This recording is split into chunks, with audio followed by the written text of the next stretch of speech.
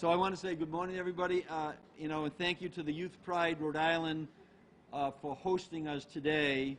The work that is done here in Providence and across Rhode Island to support the needs of the LGBTQ plus youth and combat homophobia and transphobia is truly invaluable.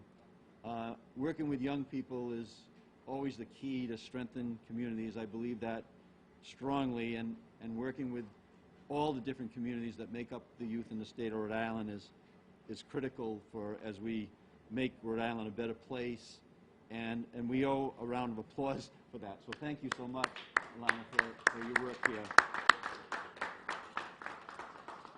I also want to recognize the bill sponsors who helped us get us here today. Representative Jay Edwards, there you go. Senator Melissa Murray, Representative Edith Sagello, and Senator Megan Coleman.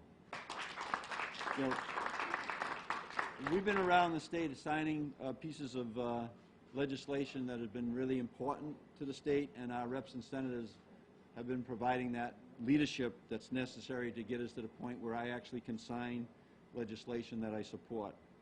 We also know that there are many advocates and organizations that stepped up to move this legislation forward. A few of them are here today. The LGBTQ Action Rhode Island, the TGI Network, and GLAD. So thank you all for your leadership. I'm proud to be here to sign two pieces of legislation that will continue to make Rhode Island a more equitable and inclusive state.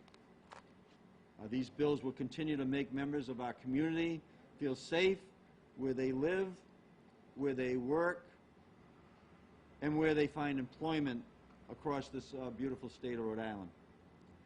These bills will continue to tell the LGBTQ plus community that you belong right here in Rhode Island, that you're welcomed, and that we stand with you, and that you're an important community in our state as we move to a point where, our state becomes stronger and stronger coming out of our pandemic. After all, we are at our proudest when we all are united as one. And I remember in my inaugurations when I was sworn in, where I said that, good teams are one thing, but the very best teams work together, and we make sure that we work together and step in one step as one community to make Rhode Island this great place. So we're proud to have you here, visible and strong voices in our cities and towns, making a difference every single day, and being a voice for those who for a long time didn't have one. We all know that this is a community that has fought tirelessly for generations, for visibility, inclusion, equity, and inclusiveness. Make no mistake, while progress has been made, we know that work continues. It's all on us to stand united, to commit to treating people with dignity, and to serve as allies and activists for our marginalized communities. With legislation like the bills I'm signing today, in a matter of moments, we're striving to make Rhode Island a better place, one step at a time. And thanks to the work of the advocates and our leaders in the General Assembly, we're eliminating exemptions that allowed discrimination in housing based on gender, identity, and expression.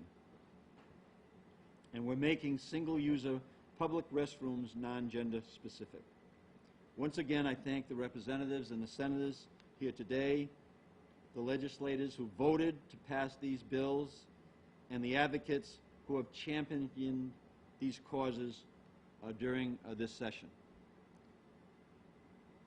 Through all that combined work, they saw this legislation across the finish line, and I'm honored to sign them into law today.